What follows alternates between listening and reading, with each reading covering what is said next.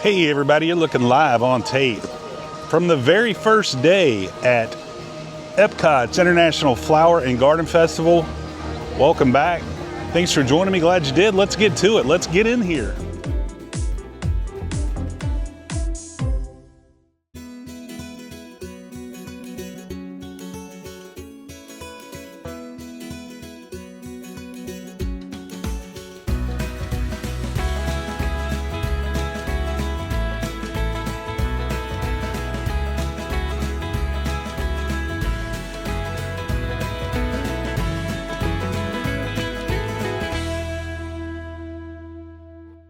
So we had a horrible parking place and I was expecting the worst, but as you see, the crowds really aren't bad, but we were parked all the way to the back.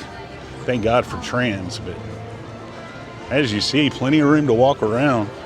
Doesn't feel congested at all. We'll probably get a better sense once we get back into the International Gateway section.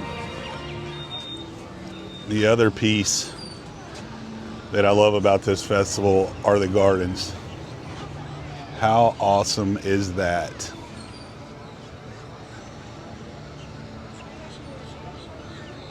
Kind of near the main promenade from the front of the park to the back, they have these Scentsy stations set up that you can, basically like if you remember your old school scratch and sniff, it's pretty much that. But it's called the Blossoms of Fragrance. Highly recommend. What a gorgeous day. So they had this last year, but it's been upgraded. You've got Maui, Moana, Hey Hey. Yeah. They've actually got sand in it now. That looks awesome. How cool is that? Part of this festival are all the outdoor kitchens set up. And much like all the other festivals, they do have a snack trail that if you complete, you get a completer treat. It's called Garden Graze this year. Haven't picked one up yet. I can't even tell you what's on that. I know I don't have it in me today. I might do it eventually. But just everywhere you look, every single bed is just bursting with colors and smells. It's just, Michelle thinks this might be her favorite festival, and I got to tell you, I'm pretty blown away with what I've seen so far. So what's normally Canada is called Northern Bloom. They have seared scallops, beef tenderloin tips, and a maple whiskey cake. That sounds heavy. Definitely picked up in the International Showcase. Raffy's back. If you know, you know.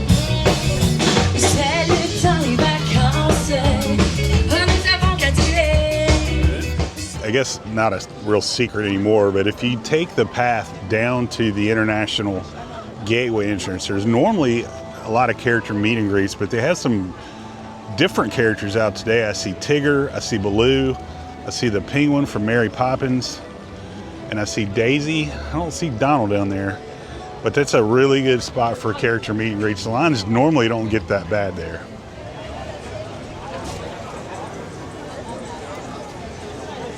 Kind of interesting. This is normally Brazil International Food Festival. They have Jamaican jerk chicken, ceviche, and some flan.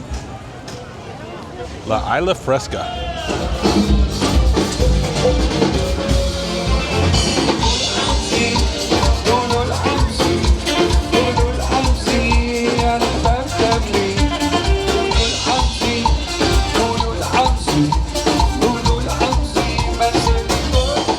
American booth never fails to disappoint.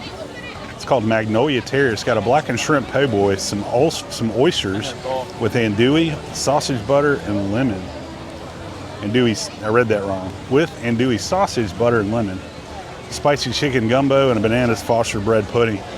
I feel like a lot of that's from last year, but I have seen, good news, I have seen quite a bit of new offerings, which I always like to see. But I still haven't seen this Baloo topiary. Nah, that's not it.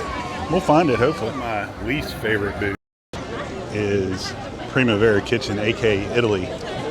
They have a pasta salad, arancini, which is like a fried rice ball for $7.75, and a raspberry cheesecake. They look like they've come down a little bit on price, but the quality is never good, and I think it's overpriced for what you get. Michelle graciously reminded me I have had that arancini before, which if you're not familiar, it's fried rice balls, and somehow they managed to give it to me cold. And I think it was like $8.50 that year. They have come down because that's a pretty common complaint that it's overpriced. Snow White, little meet and greet action. Now the German kitchen always delivers, and it's very reasonably priced.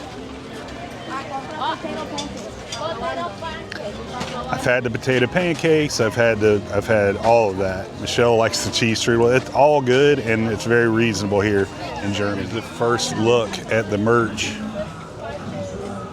We'll do a comprehensive merch search here at Creations. But Orange Bird Heavy. That's from, I think this is from last year. This is from 2 years ago. So really similar. Orange Bird. But honestly, we've kind of discovered if you just kind of wait it out, all this stuff ends up either A, at the Character Warehouse, or B, Cast Connection for heavily reduced. But that's the t-shirt. I bought the pass holder version of this maybe last year. It's nicely stitched. That's going to go for $37. I did not pay that for mine. But here's your Spirit jersey for this year. Wow, that's a busy back. But Spirit jersey's $85. I believe that's gone up from the normal $79.99. Inflation. Here are your ears for this year. $55. $45. Even then, $45 ears there. I'm gonna leave you for next time. So this cart in Norway has been redone and it looks fantastic. Looks official now. This is the one spot that I know of, correct me if I'm wrong in the comments, in Epcot, where you can get Voss water and not Aquafina. $5 for Voss water. I think that's cheaper than Smart Water, isn't it? Yeah, Michelle got a bottle of Smart Water. It was $6, so you can actually get Voss for $1 cheaper. I believe it's the 20-ounce bottle. Still a good deal. Also now, Michelle noticed, you can get the school bread there in the booth. Previously, you could just get popcorn. So I know school bread, it's the first time. School bread is very popular. So instead of going to fight that, you can just walk in and grab it at the booth. So great job, Disney. And coming a close second place for most overpriced, overrated booth. I'm going to go with this guy. I'm not even going to try that. Con carne, corn tortillas tossed with salsa, $8.50 for that. They have a taco calamari for $9 and another flan.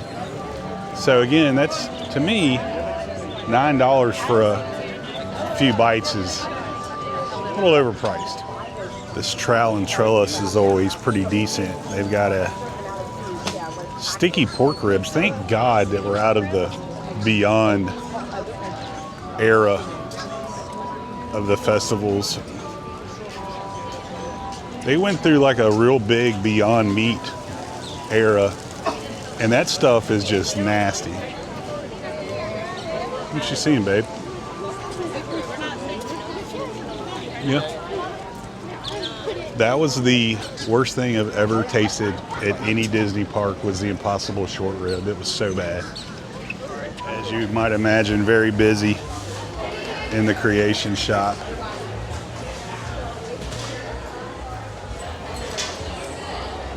Did see, I'll show you the pass holders t-shirt over here.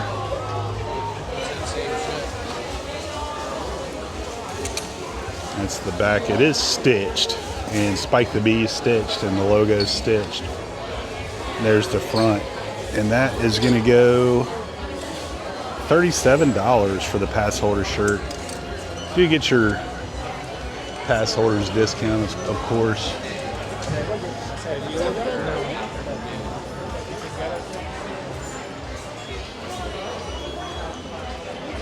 Spike the Bee t-shirt with a nice little sleeve accent. But yeah, as you might imagine, there's some more pass holder stuff up here.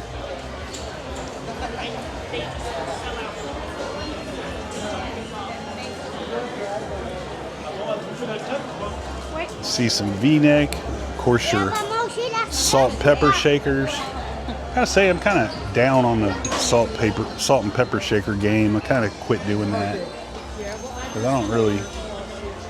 That's a different pass holder shirt. $36.99 as well. That's the back of that. Nice little lug bag. Different hat than I've seen.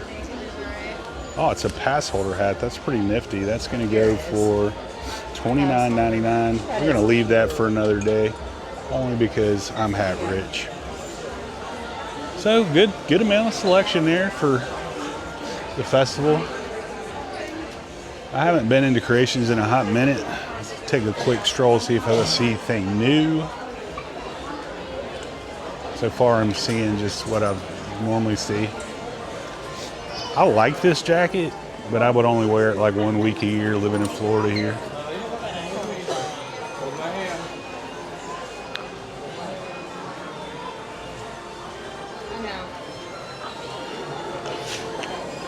Don't really see anything new. That's new. This hat is new. But again, hat rich, don't need it.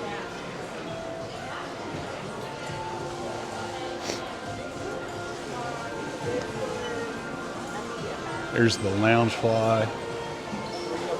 See how much that Loungefly is. This will set you back. I don't know. $85 for this Loungefly. I think theirs have gone up like everything else too. I think that's going to do it today, but my top 3 favorite things: the Flower Garden Festival, all the topiaries, all the food booths, and all the gardens. Thanks for joining me. Glad you did. If you liked what you saw today, hit like and subscribe. If you hated what you saw today, blame the opening day crowds. As always, folks, keep the parks clean.